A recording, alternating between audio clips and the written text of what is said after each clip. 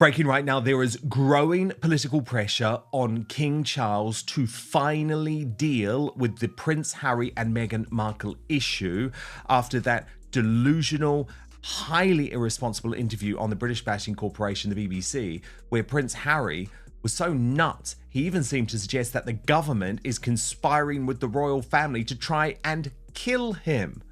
So the BBC has had to apologise for its biased coverage, and I'll come to that in just a moment. But first, this bombshell poll, which reveals most Brits say strip Harry and Meghan of their HRH titles, and the Find Out Now survey is massively conclusive. This is no longer a close call. Should Prince Harry and Meghan be formally stripped of their titles? 67% say yes, 33% say no.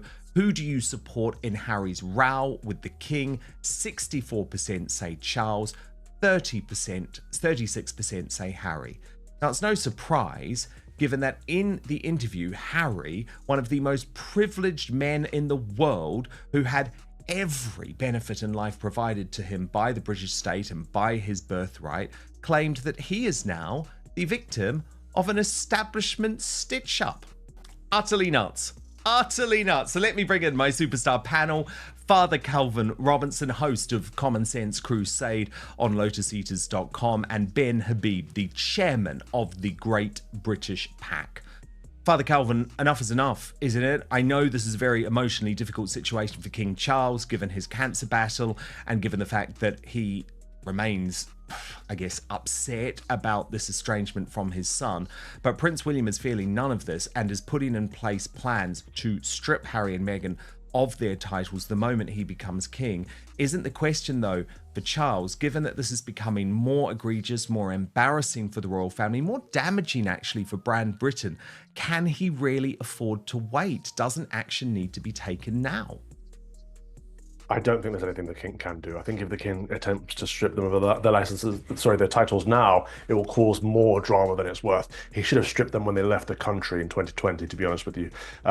When the king passes away and Prince William takes over, that might be a new transitional period, so that might be a perfect time to do it, to remove them of their titles, which they should no longer hold, because they're not working royals, and they are celebrities in LA. But absolutely, they should have their titles gone, but I don't think now is the right time for the king to do it, to be honest with you. Ben Habib, how do you feel about this one? Because of course it is difficult in the sense that it would require an act of parliament, but this is not going away. And the problem is, every time Harry and Meghan do something more ridiculous, the public become increasingly angry. And there is an insanity, is there not, in the fact that we have someone in our line of succession, that we have someone who is still able to use their HRA titles despite the Sandringham Summit agreed with Queen Elizabeth II, who hates our country, who hates our people, who's claimed we're all racist Brexiteers. Seriously, that's what he said in the Netflix documentary, and who has two children, Prince Archie and Princess Lilibet, in the line of succession, yet he will not allow them to visit the United Kingdom. I'm sorry, I believe as a monarchist, this starts to become untenable. 4 years of tell-alls, docuseries, podcasts, lawsuits, and royal grenades. At first, some audiences felt sympathy. Now the mood has shifted to burnout. US favorability has slid, headlines feel repetitive, and even Hollywood chatter frames the Sussexes as high-maintenance PR rather than must-book talent. The Spotify deal is over. Netflix buzz is wobblier than it once was, and the public patience meter is blinking red. Supporters still exist, but the broader conversation is colder. Critics say the grievance engine won't shut off, and the novelty of post-palace has worn thin. Well, if it's an establishment stitch-up, I'd like to be stitched up in the way he's been stitched up all his life. Tell me about it. All the privilege, richness, and then opportunities, entitlement, etc. he's had, he should be extremely grateful. I think I agree with Calvin. Any attempt now to strip him of his title would just put more fuel on the fire. It would give him greater cause to complain that he's, woe betide me, I've been treated so badly, etc., etc. In a way, I wish we could just ignore Harry. And I agree with you, though. He does seem to hold the country, his family, the people in contempt. But of course, he's not alone. There's so many people on the public stage. Keir Starmer, for one, who I think absolutely ticks those boxes. And by that measure, he should be stripped of his prime ministerial position. But, here we are. And we just have to see what the future holds. But the thing is, he has, Father Calvin, been really resentful, it feels like, of England and the English people for a long time. And he slagged off England again, Father Calvin, in the BBC interview. I mean, if he's not comfortable in the United Kingdom anymore and he's happier up in Santa Barbara with his LA friends, maybe he should stay there, seek residency. Maybe he should renounce his titles, actually. Maybe he should do the honourable thing and say, I'm no longer working as a royal. I don't need to sustain these titles. I'm going to build my own legacy. I'm going to create my own brand. And they've got their own little label going on with their podcasts and whatever. Focus on that. But I think you're right in that, or Ben was right in that we need to just ignore Harry and Meghan now. And I think that's what the King should do. That's what Prince William should do for the time being, because every single time they pop their heads up, they make matters worse. And so if we just say, well, you can just keep yelling in the wind as long as you like, you're not going to have any impact on our country anymore, then they lose all influence. They don't have any influence here in America. No one particularly cares about what they're doing. There was a bit of excitement when they first came out because they were royals, but then everyone just kind of got bored of them. And so there's this hatred for them in the UK, there's apathy for them in the US. So what's left, really? I don't know. Well, what's interesting to me, though, is that we are starting to see more mainstream political criticism of Harry and Meghan. So Douglas Murray and Nigel Farage have both spoken out after the Prince Harry interview. Now, given Nigel Farage is currently the bookie's favourite to be the next Prime Minister of the United Kingdom, I found his comments on GB News particularly interesting. And this really interested me, Ben Habib. I mean, I know you can argue Nigel Farage doesn't do things by the book, and he did choose to raise Prince Harry and those comments himself, but it's something that senior British politicians have always tried to keep away from. Yeah, and this is of course one of Nigel's greatest strengths. He's prepared to, on occasion, discuss things that other people aren't, and so good on him. And it is a topic that I think probably if you are Prime Minister, you do need to have a view on. I don't think it's right that people should shy away from it. And while we're at it, perhaps we should discuss, particularly I'd be interested in Calvin's views, the King's position itself, because he is the head of the church. He's the constitutional head of this country. And it seems to me he himself is diluting his own position down, claiming, I think, almost that he's head of a multi-faith society. And, that's not where we're at. And the whole thing seems to be more interested at the moment.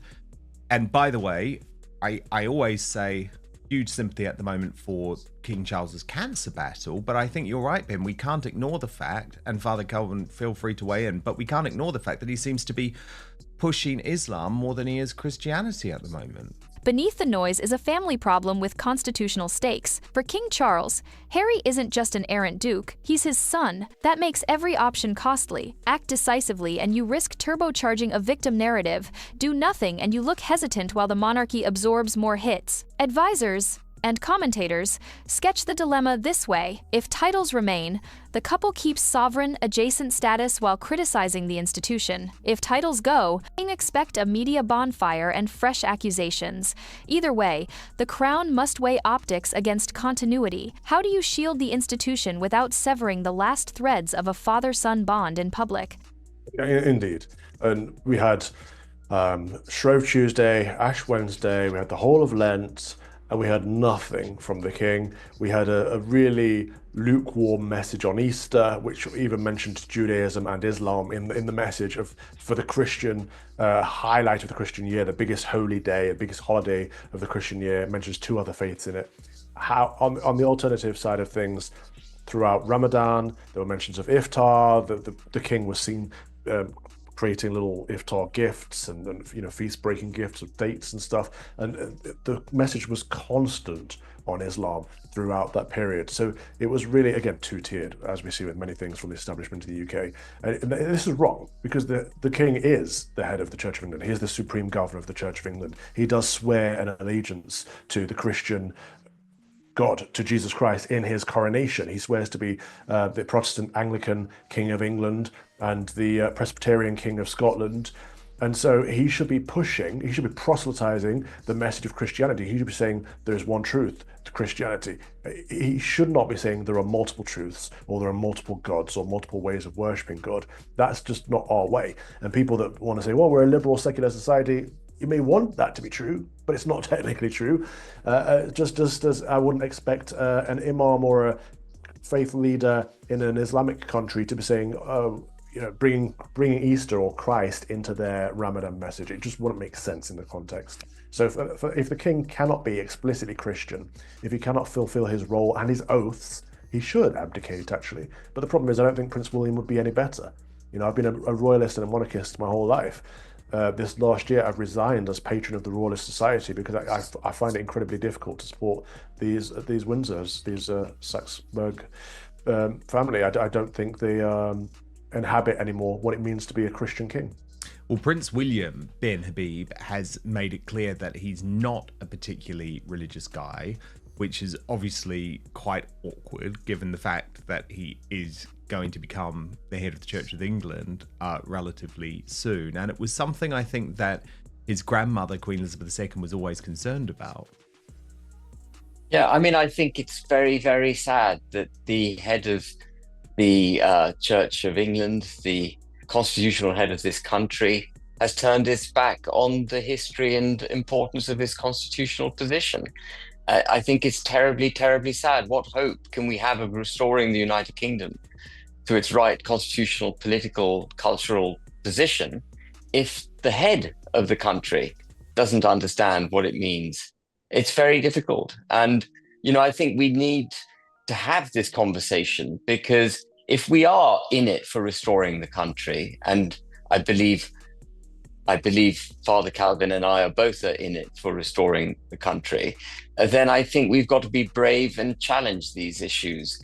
I too, for many, many years, had my doubts about Charles, never voiced them because I'm a monarchist. I believe in the constitutional construct of the United Kingdom, and I didn't want to rock the constitutional boat. But he's doing and saying things now which I find absolutely irreconcilable with his position.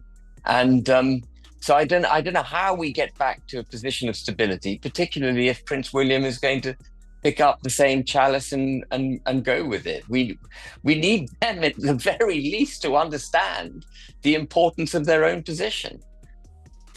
The issue with the Prince Harry interview with the BBC is the fact that, just like with Oprah Winfrey, he made a whole load of fanciful claims, many of which could not be backed up by any evidence, many of which were conspiratorial at best.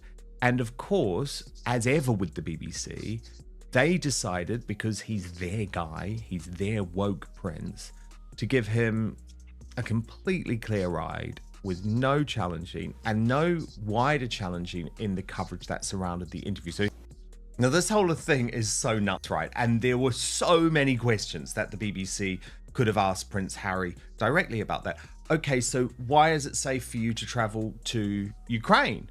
Why is it safe for you to travel to Colombia? In fact, in the past 24 hours, we've just learned that Prince Harry actually took his son Archie for his 6th birthday to a state in Mexico where there is a US travel warning to avoid the area because of the number of kidnappings that have gone on around it.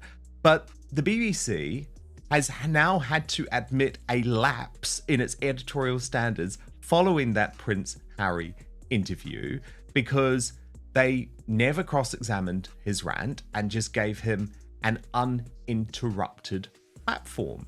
So what they needed to do, of course, was get some reaction and challenge him. But when BBC Radio 4 actually discussed the interview the following day and spoke to a former close protection officer, they had to issue a clarification which read, "The programme covered the latest developments in the story of Prince Harry and his legal case around protection for him and his family in the UK, and interviewed former close protection officer Richard H. to get a broader understanding of security considerations, claims were repeated that the process had been an establishment stitch-up, and we failed to properly challenge this and other allegations. The case is ultimately the responsibility of the Home Office, and we should have reflected their statement. And that's what's so embarrassing about the BBC here, isn't it, Father Calvin? Just like Oprah Winfrey did, they are not treating Harry's claims as contestable, which they most definitely are. On paper, Harry and Meghan are the Duke and Duchess of Sussex. Prince-Princess ties rest on birthright and marriage, not peerage. If Parliament and the Palace ever moved to remove the dukedom, the Sussex label, and all the soft power that rides with it would evaporate. In entertainment, that matters. Titles mean shorthand, prestige, access, and leverage in negotiations. Without them, you're selling story and substance alone, not sovereign glow. Would the biggest platforms still pay premium rates? Would the calls come as quickly? Maybe, but the sales pitch is harder. That's why strip the titles trends so often. It targets the brand engine, not just the surname. Yeah, it's not really an interview. It's a propaganda piece. But I think they're excited that the fact they've got an interview with the prince, and so they let him get away with things that he wouldn't let anyone else get away with. Unfortunately, I remember. So we watched this. Well, we watched clips of it live last week on Friday, didn't we? When it first came out. So since then, I've got to see more of it. And he goes on to say, "My status has not changed. The reason I deserve or I'm entitled to all of the security is because my status has not changed." And that's a weird level of denial, because his status has clearly changed from an active working royal who goes out there and does the job, to someone who's living in a foreign country doing podcasts and media work for a living. Like, does he still see himself as the spare, or does he see himself as a member of the LA elite? I'm not sure. I think he probably still sees himself as a member of the working royal family. I mean, he does. And it's actually very sad. Radar Online has reported over the past week, you remember those beautiful scenes from earlier in the week of Prince Louis and Prince George with Catherine and William and the veterans all on the balcony at Buckingham Palace. And Prince Harry had just been torturing himself by watching these images over and over again and thinking what might have been. Now, Douglas Murray, I thought he had a very good point about all of this when he was interviewed by Rita Panahi on Sky News Australia. As soon as you try and negotiate something like that in public, it's not going to happen.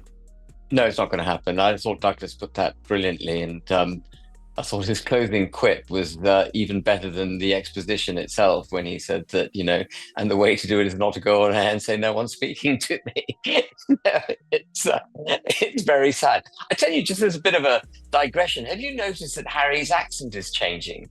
He's got an American lilt to it. Have you noticed that? Yes, he does.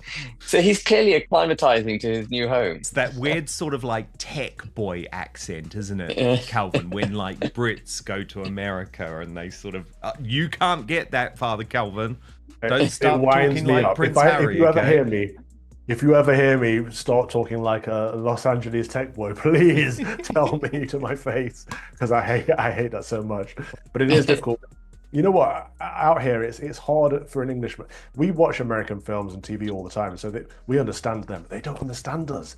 You say something like simple, "Can you put the rubbish out?" Huh? Okay, so you have sympathy for Harry there. I guess he has to be understood. Look, absolutely brilliant stuff. What a superstar panel today. Father Calvin Robinson, host of the Common Sense Crusade on lotuseaters.com, and of course Fox and Father as well on YouTube, and Ben Habib, who is the chair of the Great British PAX. Let's play both timelines. If Charles holds, the couple keeps using the styling while continuing their media lane. Critics say the monarchy looks passive, and abolition chatter gets oxygen. If Charles acts, backlash detonates. Statement wars, exclusive interviews, new projects framed as retaliation, but the palace signals a hard boundary. No one outranks the institution. Neither path is painless. But silence isn't a strategy forever. We're at an inflection point. Protect the crown's long game, or keep courting reconciliation that never quite arrives. What do you think? Should the title stay, or is it time for a reset to steady the monarchy? Drop your take in the comments, tap like if you're tracking the same signals, and subscribe for more straight-up royal coverage.